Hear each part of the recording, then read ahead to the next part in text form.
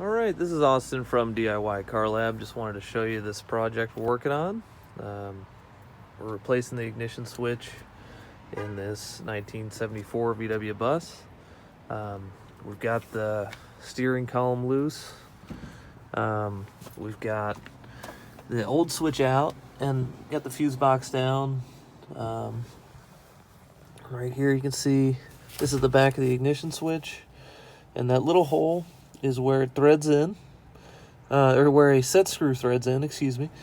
But you just have to take this here, this guy here, and it goes into this cylinder, and there's a screw hole, and then for the wiring we've got the red is the main power wire. Then we've got the black, which powers the fuse box. It goes in 11 and 12. This wire powers the lights. It goes in 10 on the fuse box. Then this is your starter power. Then these are some accessories that usually don't get hooked up, but you have a buzzer, and then I forget what this is, maybe lights. And that's it. We're gonna put it in.